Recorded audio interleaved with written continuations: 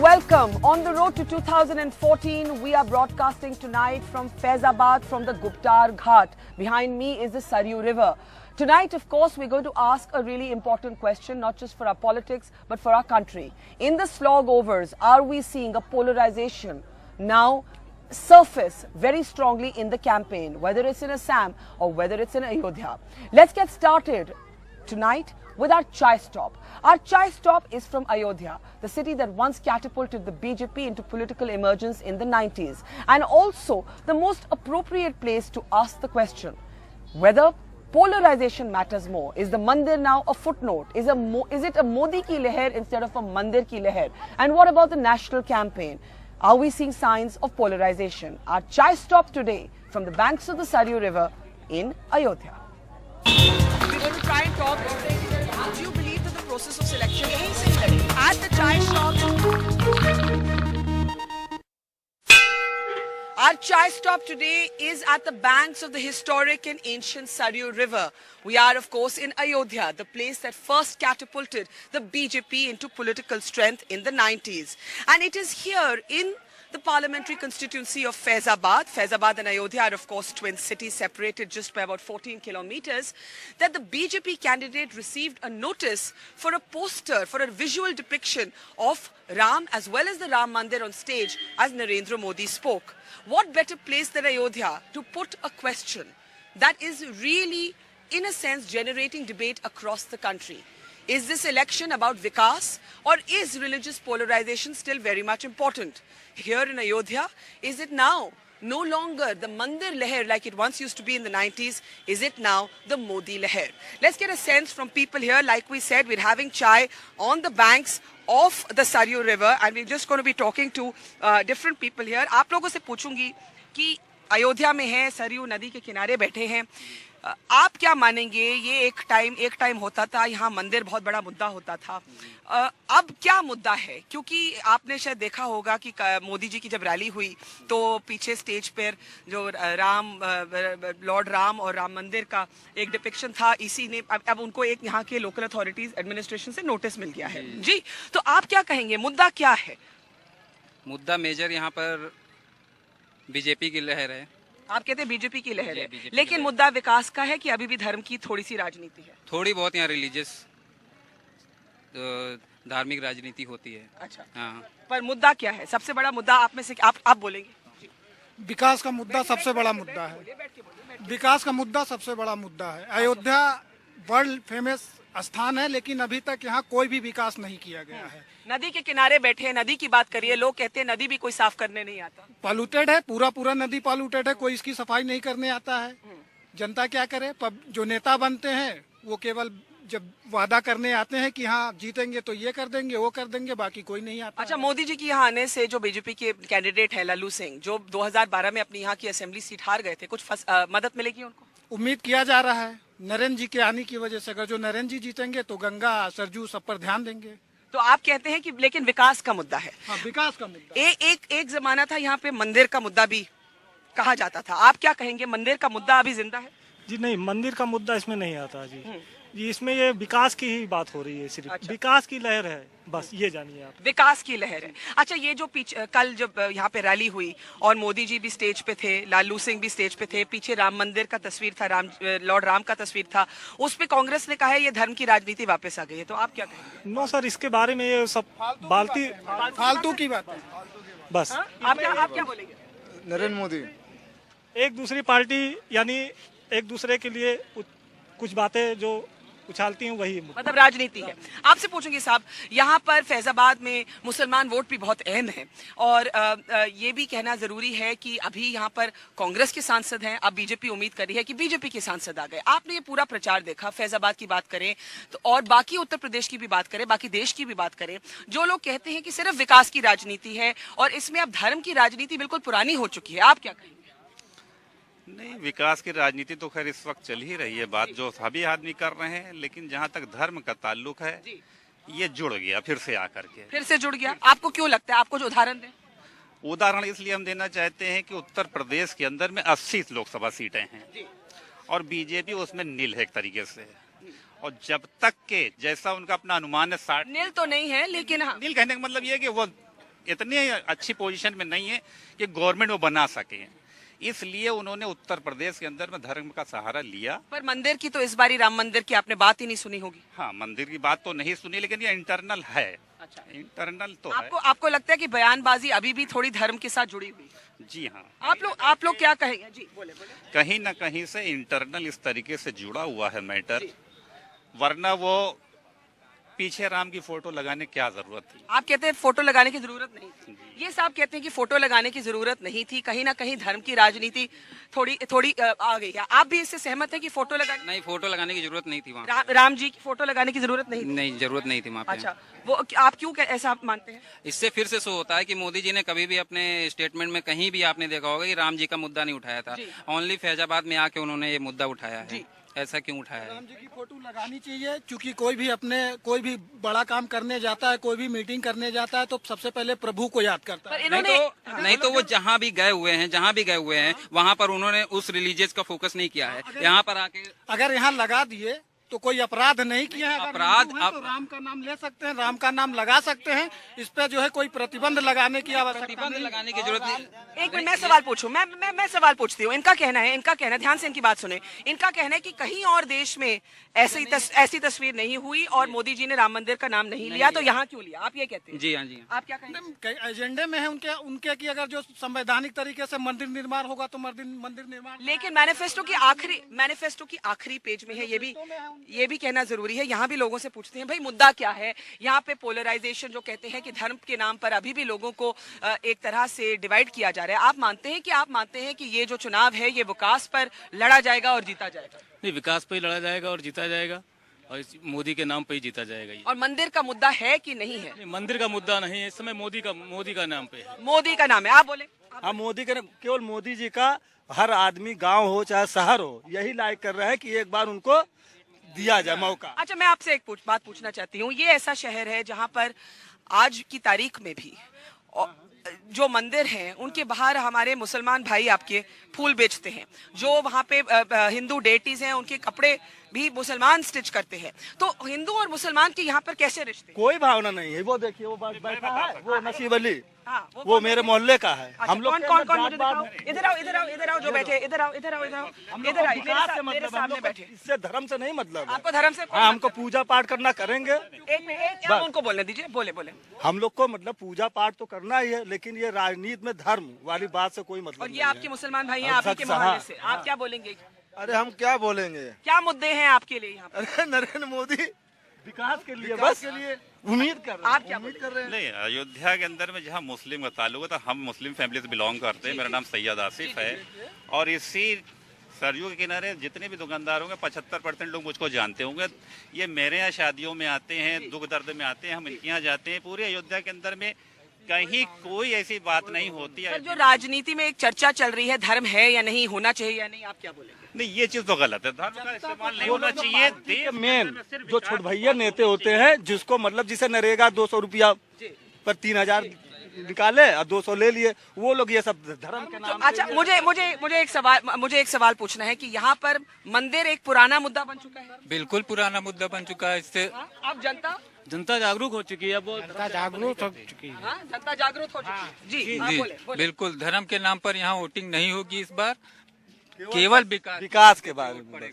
अच्छा, बीजेपी 2012 में ये सीट हार गई थी, इस बारी क्या चांस? अब इसके बारे में उतना हमको जानकारी नहीं। जीतने के चांस है फुल। आप क्या बोलेंगे? जी, जीतने का चांस है। अच्छा, और ये मोदी की लहर मानेंगे आप इसमें? जी, हाँ? जी। अच्छा, आप लोग क्या बोलेंगे यहाँ पर, अगर आप कुछ बोलना चाहें? मुद्दे क्या है आप लोग के? विकास का मुद्दा है मेन यहाँ का अहम। जी, और सरयू नदी के किनारे बैठे हैं, आप क्या बोलेंगे? जी, यहाँ कोई आदमी विकास करना ही नहीं चाहता। जितने भी नेता हैं सब भ्रष्टाचार में डूबे हुए हैं। जी, समझ रहे हैं? वक्त पड़ता है तो सर धर्म की राजनीति करने लगते हैं। वक्त खत्म हुआ, धर्म की राजनीति खत्म हो गई। अभी तक इनका सब मोदी जी का सारा मैनिफेस्टो गायब हो गया। अब कल से धर्म में आ गए हैं। आप कह रहे हैं धर्म में आ गए। देखिए, अब ये कहते हैं धर्म में आ गए, इनको लगता है कि बुरा किया इन्होंने, मतलब कि कल जो राम जी की तस्वीर दिखाई गई। आप लोग कहते हैं कि नहीं, कोई तकलीफ नहीं। काहे का तकलीफ? अगर वो हिंदू हैं तो धर्म के नाम पर अगर जो ऊपर वाले का नाम लेकर के कोई काम कर रहे हैं तो उसमें प्रॉब्लम किसी को क्या? ये है कि जनता समझ चुकी है मैडम, अब धर्म के नाम पर वो आपस में लड़ा नहीं पाएंगे, चाहे वो भाजपा हो चाहे कांग्रेस हो, कोई भी पार्टी हो। Well, that is a good note, I think, to end this Chai Star Pond. We're here at the banks of the Saryu River, and people are, and you can see excited voters here. They say they want development, they want vikas, and the one very important thing that we're hearing from people is that those days are gone when politicians can divide people on the basis of religion. Opinion, of course, divided on whether the BJP did the right thing by visually depicting Lord Ram and the Ram Mandir on stage. Our chai stop from the banks of the Saryu River. We're going to try and talk. Do you believe that the process of selection at the chai shop? So you heard the people of Ayodhya there saying that politicians could no longer divide people using religion. As we broadcast from Faizabad's historic Guptar Ghat tonight, this of course is the ghat where Lord Ram is believed to have taken Jal Samadhi before leaving the earth.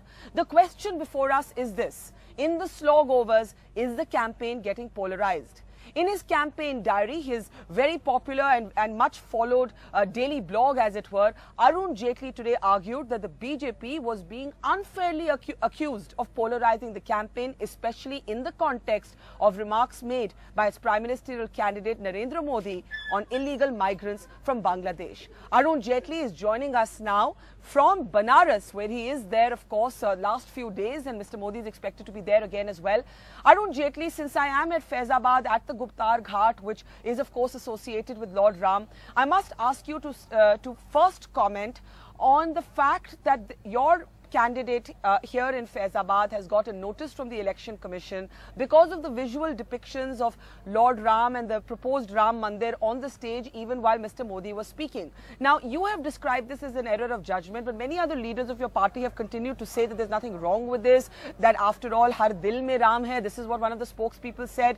They even joked that Sitaram Yechury has the word Ram in his name, so are you going to stop that? But the fact of the matter is that the EC has issued a notice and the Congress is saying this is an example of Mr. Modi using the religion card when it suits him. He hasn't spoken about Lord Ram anywhere in the country, but here in Faizabad, where Ayodhya is, he spoke about it. What do you think, sir? Well, let me first of all tell you, it is customary for Mr. Modi, whenever he goes to a particular place, you refer to the historical legacy of that place. So if you are in Jammu and Kashmir, you'll refer to the situation there. If you are in Amritsar, you'll refer to the fact that the Golden Temple is there.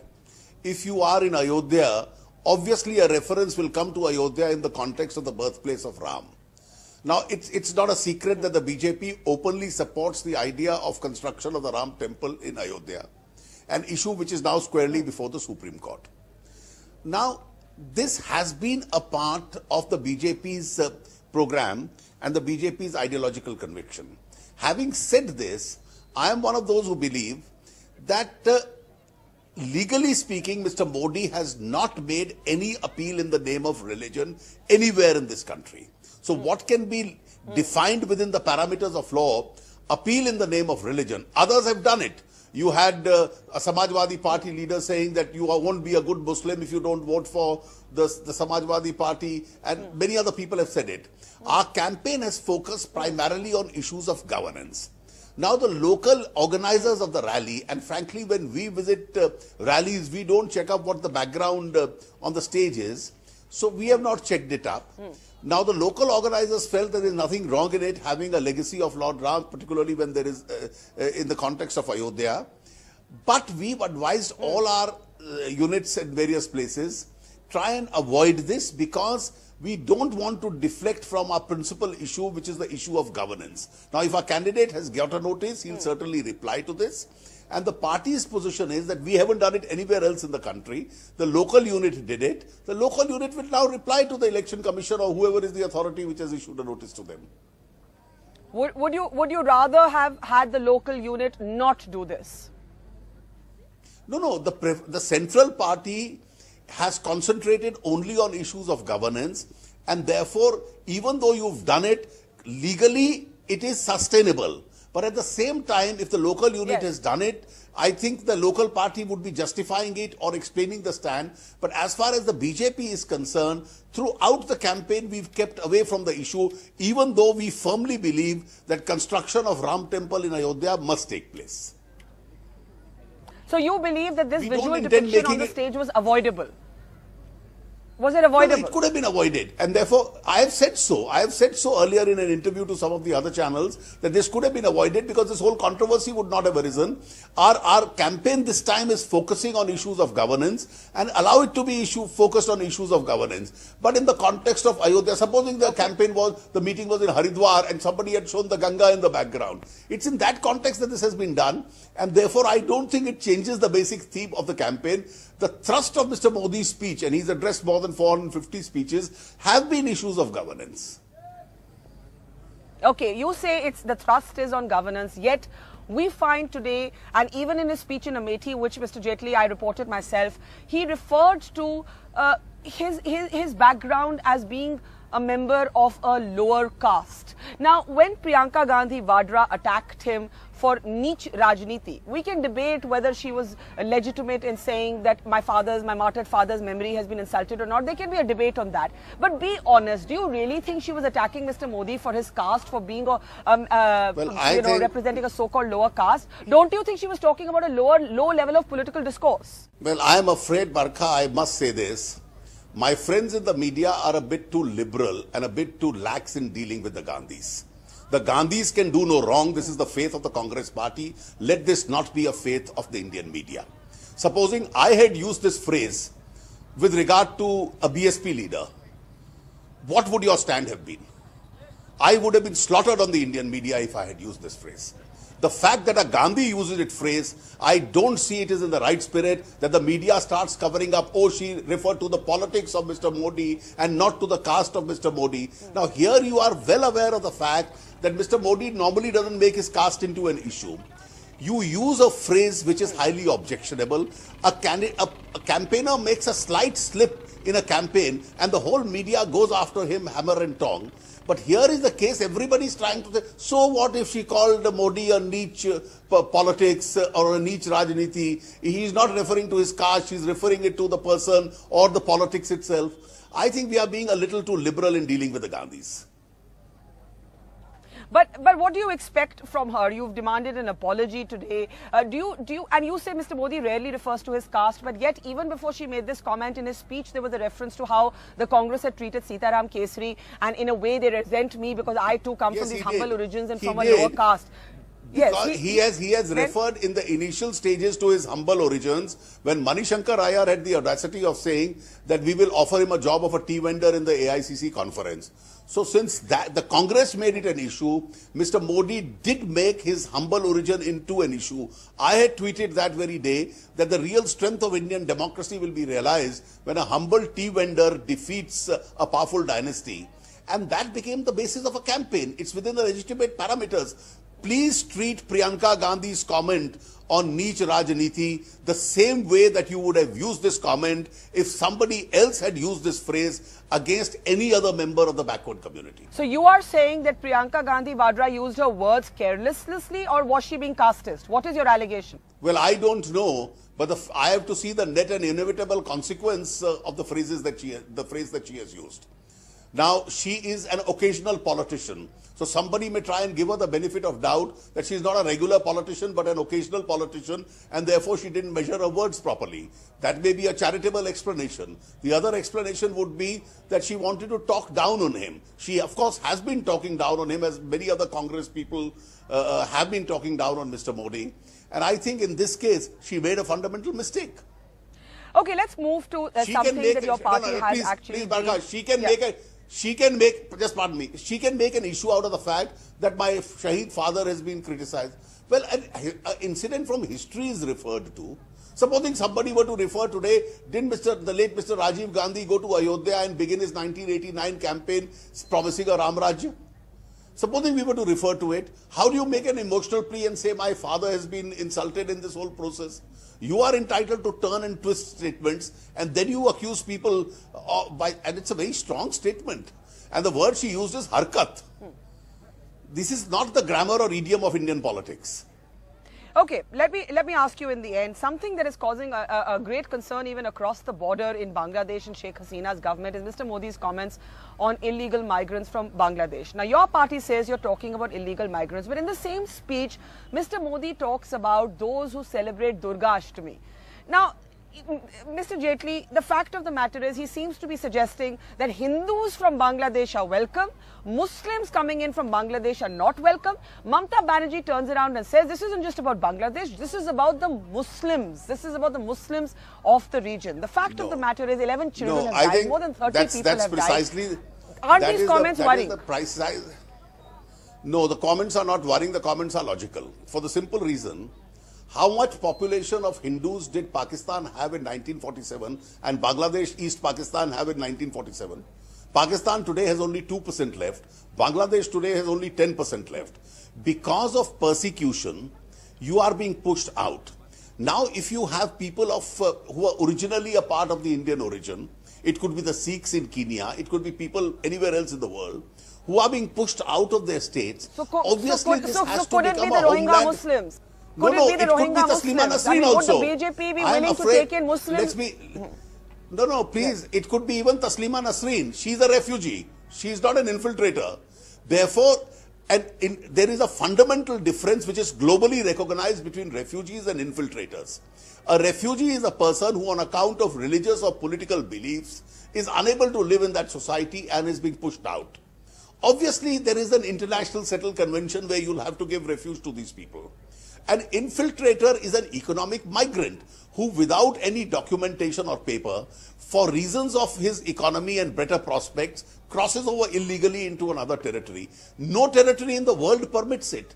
It's a pressure on land, it's a pressure on economic resources. And why, Mr. Modi? The Supreme Court in at least 2 judgments said this is a silent invasion of India, and therefore the rules framed under the IMDT Act are unconstitutional. These people have to be detected and deported back. This is in a different phraseology. Mr. Modi has said the same thing. So, and Mamata Banerjee wants to convert that into a vote bank. Yeah, please go ahead. Yeah, but my question, my last question is just this, that do you not think that just the same way you say Priyanka Gandhi Vadra needs to be more careful with the words, Mr. Modi also has to keep in mind the fact that the Muslims of this country are in a wary mood at the moment, that for somebody who has said in an earlier interview, I'm a Hindu nationalist, when he makes these comments, when an Amit Shah says Azamgarh is become a place that only sends terrorists out to the rest of the country, be very clear. These comments could be misconstrued. Yes. Well, nobody should be in a wary mood. This is an election which has been almost 99 out of 100 on issues of governance. There could have been a 1% aberration. Everybody has to be careful as far as language is concerned. Why A or B or C? But the fact of the matter is, a logical and a legitimate distinction between refugee and infiltrator is sought to be completely obliterated in India.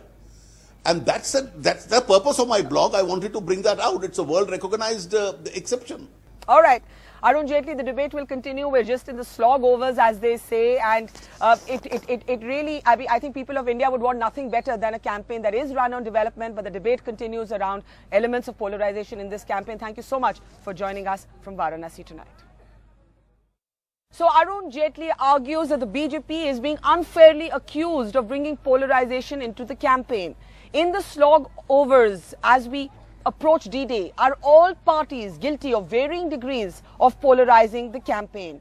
We may say that this campaign is all about development, but from Assam to Ayodhya, because after all we are in Faizabad, is polarization still alive in this campaign? Let's introduce our panel. With me here in Faizabad at the Guptar Ghat, we have Manzar Mehdi. He's of course worked a lot for communal amity here and edits a paper called Aapki Taakat. We're also here with Mehru Jafar, who's come in from Lucknow. She's a well-known author and journalist.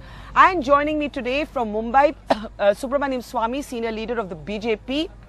Joining me from the Congress, its senior leader and spokesperson Randeep Surjewala, and also joining me from Delhi, Shahid Siddiqui, editor of Nai Dunya, who's just back with a fresh interview with Narendra Modi.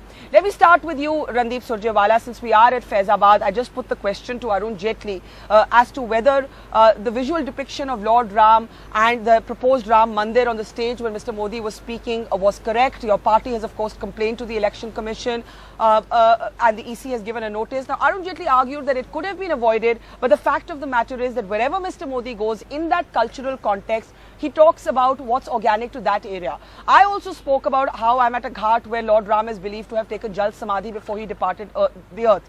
Why is the Congress objecting to this? Why is the Congress calling this visual depiction an example of the BJP's polarization?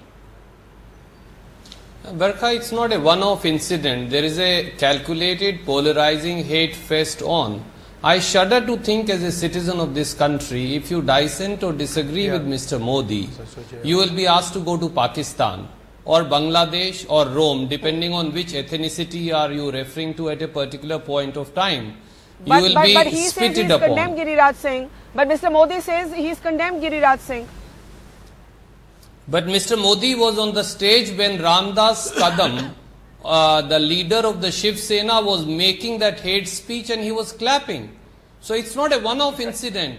He has not been, what Mr. Amit Shah says, what Baba Ramdev says about the Dalits in the country, what Amit Shah said yesterday despite the ban of the EC earlier on him, what Giriraj Singh said, what Subramaniam Swamiji, your guest on your panel, has been saying, what Uma Bharti speaks, what Praveen Togadia speaks, I think, and what Mr. Modi speaks himself when he says those who observe Durga Ashtami can stay, rest can go back to Bangladesh. When he says, when he uses phrases like Kutte ka pilla, when he describes the defense minister of this country, who is a Christian, as AK-49 and another leader of another political party is AK-47, when he confronts and says that he cares two hoots about Election Commission of India as also about the Constitution, there is a calculated design there to polarize on communal lines, on regional lines, on linguistic minority lines, and now on caste lines. Okay, let me take that to Subramaniam Swamy. I, of course, thought the AK-49 was a reference to Arvind Kejriwal for his 49 days in Delhi government. But your larger point, Subramaniam Swamy, isn't it disturbing to hear Narendra Modi say that those who celebrate Durga Ashtami, those people, i.e. Hindus, are welcome to come in as migrants from Bangladesh? In other words, you're suggesting that Muslims are not welcome, Hindus are welcome. Why bring a religious contour to a debate around migration? That's because the Hindus are being persecuted in Bangladesh. There are a number of attacks that have taken place which is being reported. The Hindu population was 32% in 1947 in Bangladesh, and today it is down to 7%. And therefore the Hindus are coming here as refugees, whereas in the case of Muslims from Bangladesh, they are coming here as infiltrators. There's a difference. And that's the difference he was making. But tomorrow if the Rohingya Muslims want refuge in India, if indeed this is about the difference between a refugee and an infiltrator, tomorrow the Rohingya Muslims could want a refuge in India. So would Mr. Modi, suppose he were in government, be open to it? Of course. If there's anyone persecuted anywhere in the world and wants to come to India as a refugee, India will never close these doors, whatever the religion. We have not done it for Parsis, we have not done it for Jews. And I don't see why we should do it for any Muslim who is persecuted. For instance, tomorrow Shias want to come from Pakistan, we'd welcome them. Randeep Surjewala, do you want to briefly react to that? That this is not about religion, it's about those who are persecuted, and then I'll take you to Shahid Siddiqui. The short point is, Barkha, the mentality is to divide, to polarize, to use regional divides, to use communal or ethnicity, to use caste or any other factor in the blind lust for power, power at any cost. That is the short point. What happens to India, what happens to our good neighborly relations, what happens to the diverse culture and pluralism of this country, is meaningless for Mr. Modi. And in their desperation, when they are going down in the 4th, 5th and 6th phases and the current phases, this is the language that they have started to use themselves. Okay, let me bring in Shahid Siddiqui, who just interviewed Narendra Modi today. Shahid, the last time you interviewed Mr. Modi, Mulayam Singh Yadav actually decided you shouldn't be a member of the Samajwadi Party. Since then, you haven't joined any political party. I want to ask you to comment on what your takeaway was from Narendra Modi today. He keeps talking about how the thrust of his campaign is development. Yet there's the controversy in Faizabad, where I'm sitting, where Lord Ram was invoked, which even Arun Jaitley says was avoidable to have those visual depictions on stage. There is Amit Shah calling Azamgarh a den of terrorists, and there is the comments made that the people who are celebrating Durga Ashtami are welcome into India. You heard Subramaniam Swamy explain that. Shahid Siddiqui, how do you see the slog overs and the allegation of polarization against Mr. Modi by the Congress? Barkha, first of all, let me say that till very recently, Lord Ram was never a symbol of division or of Hinduism. He was a symbol of Indian culture, and it is spread to all over Southeast Asia, and he still is the biggest symbol of the Indonesian culture, which is the biggest Islamic country. And in India, the first time Ramayana was translated into Persian was during Akbar's time. Agreed. Yes, I'll come to that. Barkha, give me a moment. Barkha, give me a moment. So anybody, you see, you yourself said, if I go to Jhansi, I talk of Rani of Jhansi, and if I go to Ayodhya and speak there, then of course I will talk of the Rama and Ram Rajya. So I don't find that very, very objectionable. It should have been avoided, as Arun Jaitley has said, and it shouldn't have been there, but it is not something which divides. So Ram's name doesn't divide. What divides is what Amit Shah has said about Azamgarh. What divides is what other leaders are saying elsewhere. And I think it's such a long drawn election that in this you end up talking in this way because you lose all issues. You have nothing new to say.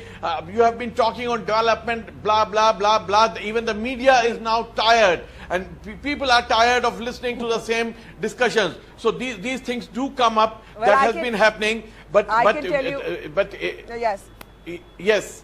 Barkha, you must be feeling yourself. I was going to say, I can tell you, yes. I'm certainly tired.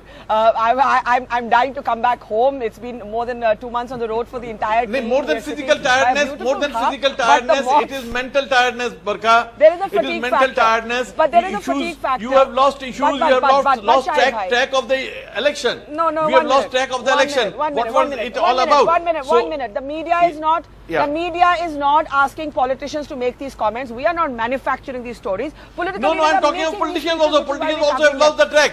Politicians are losing the track from all sides. Whether it's Mamata Banerjee or it's Mayawati or it's Arun Jaitley or Mulayam Singh or Modi, everybody is losing track of the issues. Okay.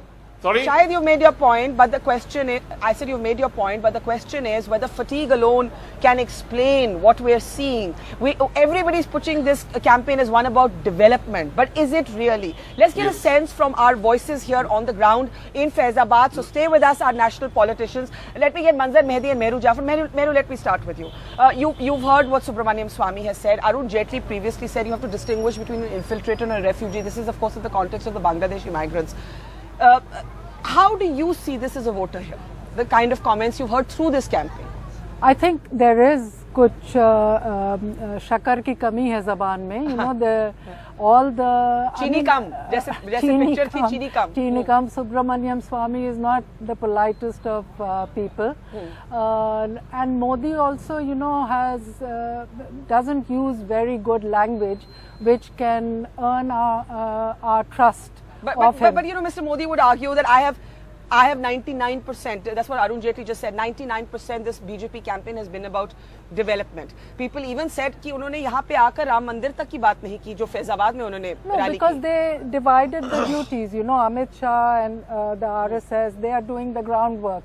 I mean, in Lucknow, never before did we see khaki-clad boys doing their lathi So you're saying there's a exercise. division of roles? It's a division of roles which is now merging, because now Modi is also talking about Hindutva more and more. And Where has he spoken about Hindutva? Give well, an example. You know, with I don't know, when he walked onto the stage. Even in my interview, he has not talked at all. When he saw. Shayad, you're saying he's not talking of Hindutva. But Mehru Yeah, Jafar is saying the roles are divided. In fact, he's talking of secularism. That's what he has said secularism is India's DNA, and we cannot have a state of one religion. And he has.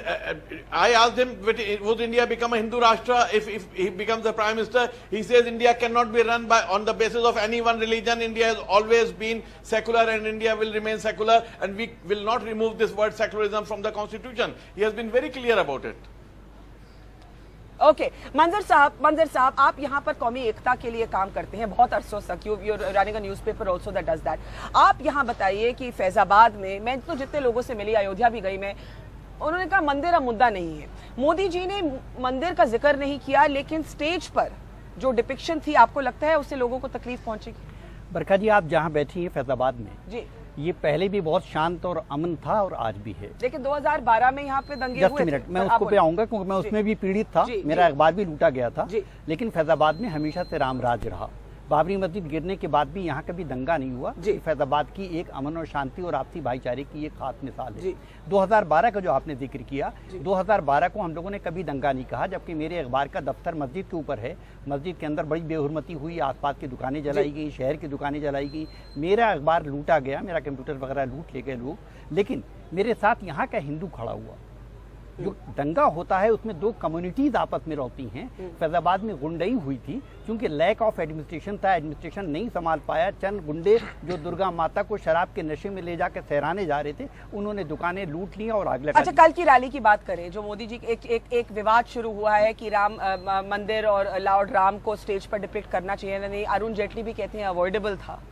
देखिए, एक चीज मैं बताऊं, मुझे बहुत अफसोस होता है अयोध्या और फैजाबाद में रहने के हिसाब से कि राम को जब विवाद में रखा जाता है, राम एक ऐसी शख्सियत है हिंदू मैथोलॉजी में जिसने हर विवाद को खत्म करने के लिए 14 साल वनवास काटा, जिसने झगड़े को कभी पसंद नहीं किया, जिसने आने के बाद जो है हर एक अच्छी चीज पेश की. समझे, उसको जब भी विवाद में रखा जाता है तो राम की भी तौहीन होती है, हिंदुस्तान की तौहीन होती है. सिर्फ हिंदू जो है वो धर्म की तौहीन नहीं होती, मुसलमान भी उनको बड़ी इज्जत से देखता है. कहीं ना कहीं अयोध्या की भी बहुत अफसोस होता है कि इस तरह क्यों हो रहा है. और जो आप बता रही हैं कि वो सिर्फ इशू बनाया गया है, अगर माफ कीजिएगा तो उसको मीडिया ने इशू बनाया है, अपोजिशन ने इशू बनाया है. उसके पीछे एक वजह है. कहीं ना कहीं इलेक्शन कमीशन इतना ज्यादा लचकदार, इतना नरम हो गया है कि सबकी जबानें बेलगाम हो गई हैं. जो प्रत्याशी हैं वो कहीं ना कहीं अपनी मर्जी से काम कर रहे हैं. अगर सख्त सजाएं दी जा रही होती तो फिर आज इस तरह के हालात ना होते, न टोगड़िया बोल पाते, न गिरिराज बोलते, और न सुब्रमण्यम स्वामी जी की जबान जो है वो बेलगाम होती. सुब्रमण्यम स्वामी की आपने बात की, let's take it to Subramaniam Swamy. Subramaniam Swamy, let's bring you in, not so much on yourself today, but on Narendra Modi. Now, one of the big debates of today is Mr. Modi invoking the caste, his caste card. Is this a card meant to trump a Priyanka Gandhi Vadra ace? I'm using, of course, the puns fully intended. My question is this. When Priyanka Gandhi Vadra says Neech Rajniti, did she not mean low level of political discourse? Why is Narendra Modi rebutting it by invoking his own OBC status? If this election is about development, why talk about caste and religion? Dr. Swamy. Well, see, you can't have a different standard for Priyanka Gandhi or Priyanka Vadra, excuse me. When Amit Shah said, if you want to take badla from the this government, you please press the button for the BJP. Now that badla was interpreted to mean so many things, and then it went to the election commission and so on. Now similarly, Ramdev said something about a picnic and a honeymoon, and they made a big thing out of it. Now when you use a word like niche, it has a connotation, and it should not have been used. And since it was used, he felt hurt by it, and so he made an issue of it. He said that doesn't matter if I am niche, but don't condemn the whole community. Now let Priyanka Gandhi express regret for using such an inappropriate word in an election surcharged with so many other things. Let me get Randeep. Let me bring Let me bring Randeep in. Randeep, go ahead, react to that. The BJP is saying Ms. Priyanka Gandhi Vadra needs to use her words carefully. That had Neech Rajniti, for example, been used for a Dalit leader by somebody in the BJP, the media reaction would have been very different. That's what Arun Jaitley is arguing. Your response, Randeep? Mr. Swami and rest of Bharatiya Janata Party leaders, including Mr. Modi, seems to be politically myopic and say what suits them at different points of time. When Priyanka Gandhi speaks about the insult and the language that Mr. Modi used for a former Prime Minister, Mr. Rajiv Gandhi, with whom Uttar Pradesh, particularly Amethi, is linked to, and states that the low level of politics and the language and phraseology that is being used by Mr. Modi will be democratically responded to by workers of the party. Where is the question of invoking the caste card? It only reflects a certain defeatist attitude and the fear that Mr. Modi has that because BJP is not doing so well, both in Uttar Pradesh and Bihar where they thought they will do well. Having said that, I also want to add that Mr. Modi began by bringing out the 2025 vision document which he failed to bring. He also failed to bring manifesto. Yes. He went to communal polarization, then he went to regional polarization, then he went to linguistic polarization in West Bengal, and now he's come to caste-based polarization. Barkha, as a citizen of this country, it only reflects a fear that Mr. Modi has and BJP has of not getting the numbers that they thought they would get. I want to ask you a question, Randeep. Yes. The BJP says that the media and the Congress does not pick on other parties in the same way as it picks on the BJP for polarization. Ye ek argument aati hai. For example, Abu Azmi's ridiculous statement that if you don't, measuring whether you're Muslim or not by which party you vote for. A ridiculous statement. Some BSP leader is offering a 1 crore bounty on Ramdev's head. Now, the question is this, Randeep. Why doesn't the Congress criticize those leaders with the same ferociousness? No, I'm happy that you asked me the question. When Abu Azmi made the statement, Indian National Congress, and I carried that representation to Election Commission of India, we held a suo motu press conference and we demanded a ban from EC on Abu Azmi, just like it was done on Amit Shah. And our representation mentions both. It says if you can ban Amit Shah, you can ban Azam Khan, you must ban Abu Azmi. Because whether it is Abu Azmi or Amit Shah, whether it is Mr. Modi or Azam Khan, they are both two sides of the same coin and threaten the basic essence of pluralism in this country. Okay, we'll get Dr. Swami to respond to that. But Shahid Siddiqui, respond to Mehru Jafar's argument here that there is a division of roles in the BJP. I'm asking you this because you said Mr. Modi, when you interviewed him today, did not mention Hindutva. He said he would remain true to secularism. But Randeep is citing earlier interviews of Mr. Modi. I remember an interview to Reuters where he, when asked to describe his vision, said, I'm a Hindu nationalist. Now, given the disconnect between the Muslim voter and Mr. Modi, do you not think that when he talks about welcoming those from Bangladesh, for example, who celebrate Durga Ashtami, that is going to just deepen the disconnect or the wariness among Indian Muslims? Shahid. Barkha, that's a reality. Muslims are extremely wary of BJP. They have never voted for BJP. By and large, they have never voted for BJP. And I also hold secular parties responsible for creating this fear of BJP among the Muslims. And BJP leaders have been speaking in many voices. They have always done it. This has always been there. But when it comes to practice, when they come in power, we have seen that they are as bad or as good as any so-called secular party. So far as the reality of governance is concerned, we don't find much difference. But so far as getting votes is concerned, BJP depends more and more on Hindu votes. They do not depend on Muslim votes. And these other parties, they go for Muslim votes and they try to polarize it in their favor and speak the language which can bring Muslims to them. And the BJP parties speak a language where Hindu votes can get polarized to BJP, and that is the reality. If anybody denies it, then he's not facing facing the reality. I think Randeep's trying to say something. Randeep, very quickly, and then I want to come to my guest here in Faizabad. Yes, Randeep, quickly. Just a line. While I could not hear the audio of Shahid Bhai, but I did hear him in his earlier avatar as an SP leader, and much before that. I do find that having seen him on current programs, Shahid Bhai seems to have definitely changed his opinion of Mr. Narendra Modi, if not yes, anybody of course. else. I have seen them from close quarters. No, I have changed my attitude towards so-called secular parties. I have been the minority cell chairman of the Congress party, and I have seen that they do not care once they are in power. They only want to use Muslims as vote banks, and I have seen it from very close quarters. And I regret that they do not mean to implement all their policies, promises which they make, and it is unfortunate. And they have done utmost damage to secularism. These secular parties have done utmost damage to secularism in this country. Shahid Bhai, I am getting your audio finally.